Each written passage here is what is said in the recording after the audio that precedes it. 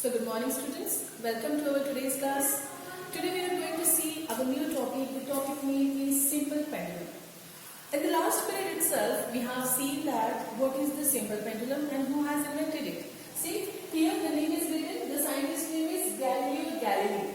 The Galileo Galilei, he is the inventor of this pendulum, okay, in the year 1583.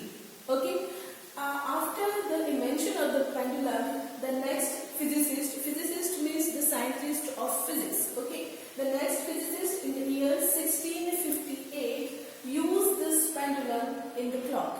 Okay, what is the name of that physicist? That is a Huygens. Okay, that Huygens is the scientist who has used this pendulum. See the pendulum, I have drawn here the diagram of the pendulum. This pendulum they have used in the clocks. Okay, actually the very first thing you have to understand that what is the pendulum. See, I am drawing here. Pendulum means it's a small bob. Bob means small ball. It's a brass bob like this. This is the bob. Okay, and I am hanging it with one string. Okay, here. See, here I am freely hanging this bob. Okay, with one string. ये जो string होता है, that string, that thread can be of silk or can be of cotton. Okay. Now this is what the pendulum, and what is the characteristic of pendulum? इस pendulum में ऐसी क्या खास बात है that we are using this pendulum in our clocks? Okay, see now this pendulum, this Galileo has observed one thing, that is the pendulum of a given length. Given length means इसकी आप कितनी length देते हो, जितनी भी length होगी, okay, ये pendulum एक ऑसिलेशन जो होता है कंप्लीट जो करता है वो एक पर्टिकुलर टाइम में करता है, मतलब एक ऑलवेज सेम टाइम में वो कंप्लीट करता है. See the pendulum of a given length takes always the same time to complete one oscillation. Understood? अब ऑसिलेशन बोले तो क्या, जैसे कि देखिए यहाँ मैंने ड्रॉ वैसे करके रखा है, but here again I am telling you. See now this is the pendulum, this is the bob, this is the simple pendulum and this is the bob. Now this is the position C. ये एक position हमने C रखी है.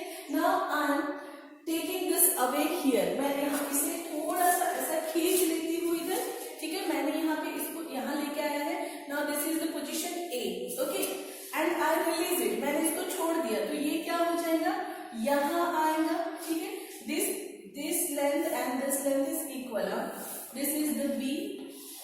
Okay, then again it come to this, means मैंने इसको ऐसा खींचा फिर छोड़ा तो ये इधर गया, फिर से यहाँ आके रुक गया. ओके, सो ये जो यहाँ से यहाँ फिर यहाँ से अगेन यहाँ जो आया है, that is called as a one oscillation. देखिए यहाँ पे मैंने लिखा है. Now this is the position C से हम ए पे आए हैं. Sorry, this is the position. ये जो है यहाँ मैंने क्या लिखना चाहिए था, सी लिखना चाहिए था, ओ लिख के रख दिया मैं. दिस इज द पोजीशन सी. यहाँ पे मेरा पेंडुलम था, इसको मैंने यहाँ किया, दैट इज द ए. फिर ए से बी पे गया, बी से अगेन ये सी पे आया. तो ये जो इसने कंप्लीट जर्नी की है उसको हमने क्या कहा है, पेंडुलम. उसको हमने ऑसिलेशन कहा है, और ये एक ऑसिलेशन होता है. This is not the one oscillation. और आप देखिए यहाँ पे क्या बोला है उन्होंने, एक ऑसिलेशन कंप्लीट करने के लिए वो हमेशा सेम टाइमिंग लेगा. Understood?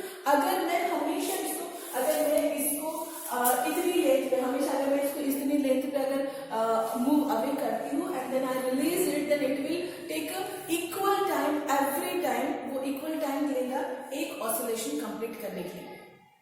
And this is what the characteristic which we used in making our watches and clocks. See, I used here two words, watches and clocks. Watches means the watch which we have used in that wrist watch and all. Clocks means जो दीवारों पे टंगाते हैं वो clocks. Okay, so ये clocks और watches बनाने के लिए हमने pendulum का ये formula, ये characteristic use किया है. Understood? See in your chapter, here are some things as given. क्या दिया हुआ है कि what is the oscillation. Oscillation किसको कहेंगे, जब आपका ये जो पेंडुलम होता है हम इसको जब मूव अवे करते हैं थोड़ा सा, तो अगेन वो आपके mean position, this is what the mean position. If you taking away your pendulum from the mean position and release it and it once again come its mean position, that is called as a one oscillation. अब ये oscillation करने के लिए उसको जितना time लगा है that is called as a period time period of oscillation, क्या कहेंगे उसको, time period of oscillation. See आपको यहाँ पे ऑसिलेशन क्या है, वन ऑसिलेशन क्या है, टाइम पीरियड ऑफ ऑसिलेशन क्या है, all the things is given here, you just underline this, understood. देखिए वंस अगेन रिवाइज करते हैं, हम सिंपल पेंडुलम यहाँ पे देख रहे हैं। सिंपल पेंडुलम कैसे बनाएंगे, अगर हम एक ब्रास का, ये किसका रहता है, ब्रास का बना एक बॉब अगर हम क्या कर रहे हैं, एक थ्रेड को बांध के नीचे फ्रीली उसको लटका दें तो उसको हम सिंपल पेंडुलम कहते हैं।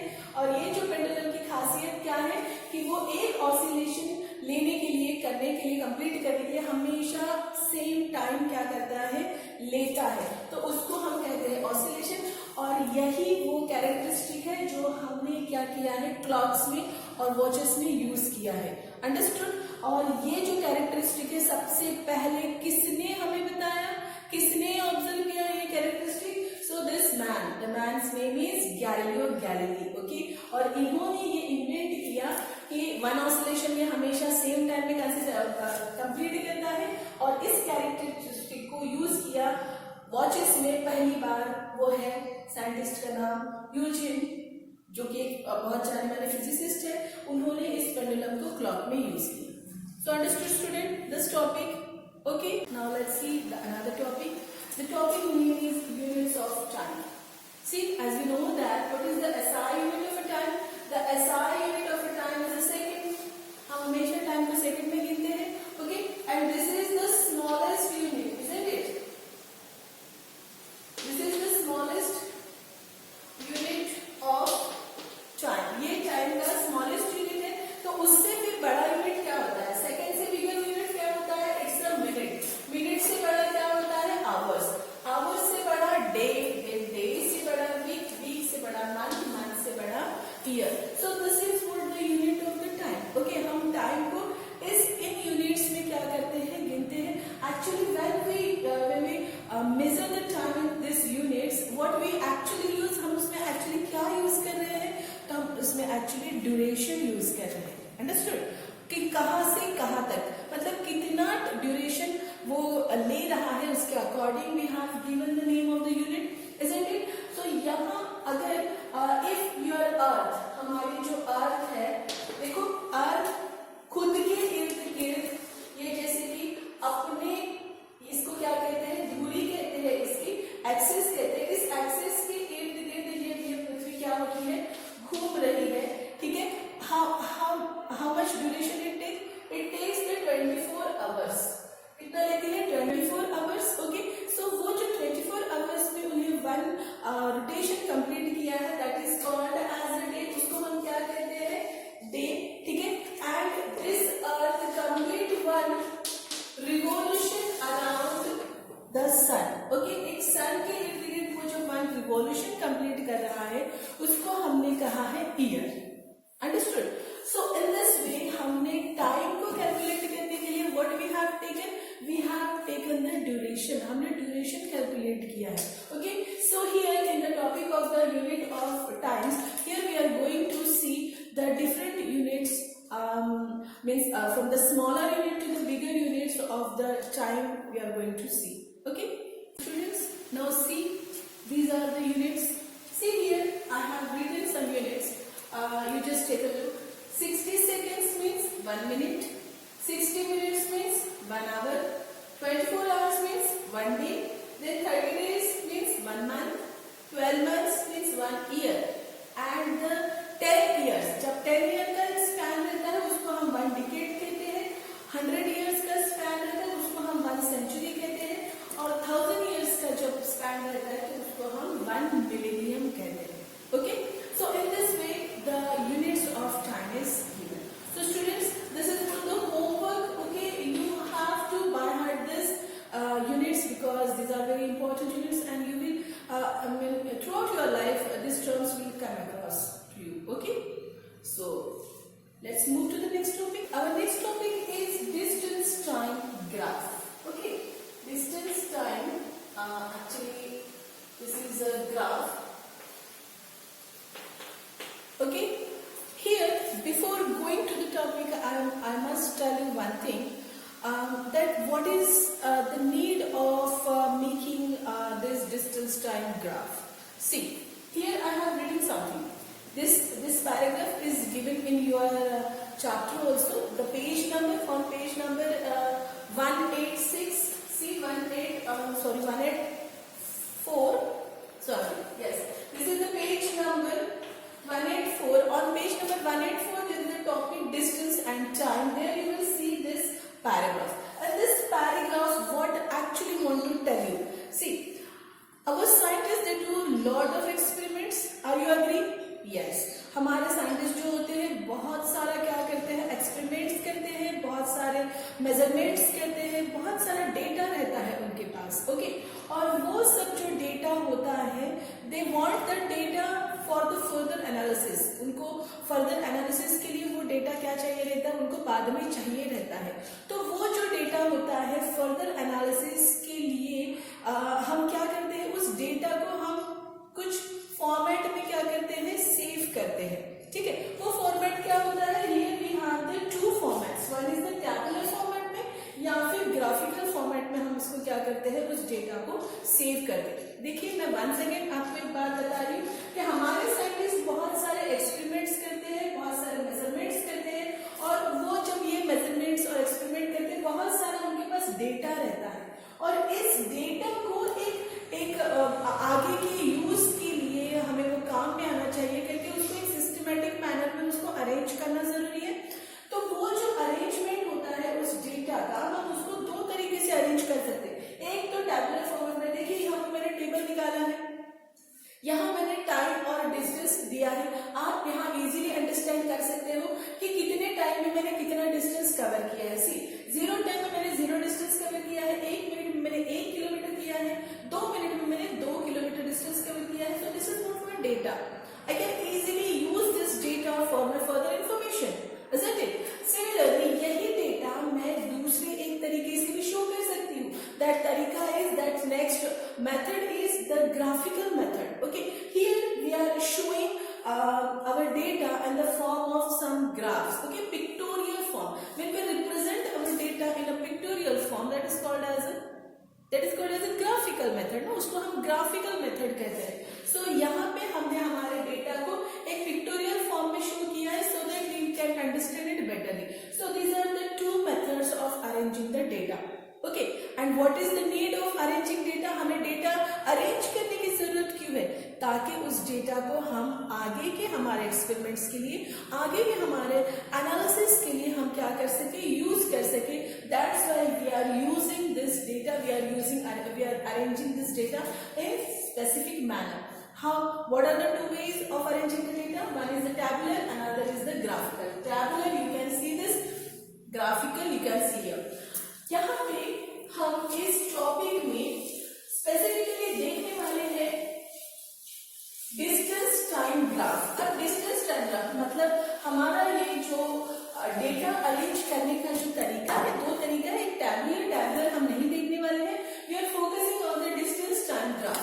यहाँ हम क्या करेंगे, हम डिस्टेंस टाइम ग्राफ बोले तो क्या, here we are going to see the relationship of the time and distance. Means in what time how much distance you have covered, that we are going to see in the distance time graph. Did you understand? क्या बोला मैंने कहा कि एक specific time में, for example 1 minute में मैंने कितना डिस्टेंस कवर किया है, that I am going to show by this graph. Understood? See, while making this graph, now I am just giving you some data. Okay, the same data what I have written here. जैसे कि मैंने यहाँ पे लिया है 1 minute. यहाँ पे पहले मैं ले लेती हूँ time. Okay, then here I am taking the distance. Okay, जैसे कि देखिए 1 मिनट में मैंने 1 किलोमीटर किया है, then 2 मिनट में मैंने 2 किलोमीटर, and then 3 मिनट में मैंने 3 किलोमीटर डिस्टेंस क्या किया है, कवर किया है. और इसी को मैं ग्राफिकल वे में रिप्रेजेंट करूंगी. When I draw the graph, I must draw 2 axes. हमें 2 axes निकालना होता है. Vertical axis is called as the y-axis, and the horizontal axis is called as the x-axis. Understood? Now some scale we have to take. हमने scale लिया है 1 1 this is the 0. Now this is 1 2 3 4 like this. Here also 1 1 scale ले रही हूँ मैं 1 2 3 4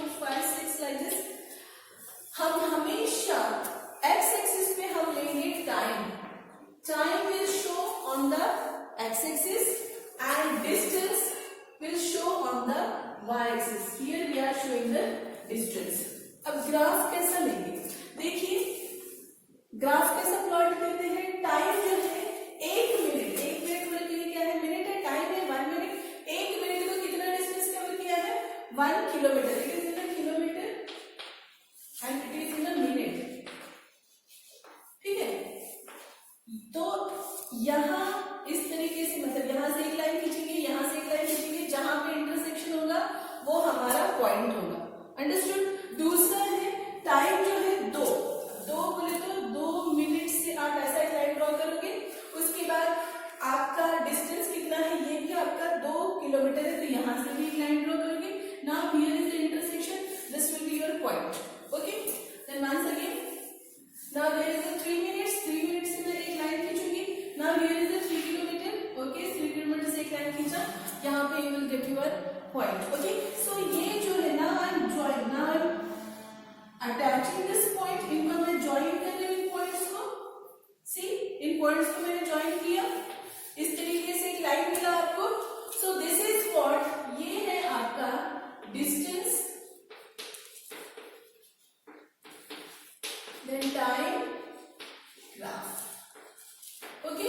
इससे आपको easily पता चल रहा है कितने टाइम में कितना डिस्टेंस आपने कवर किया है. सो this is what the distance time graph. Understood, student?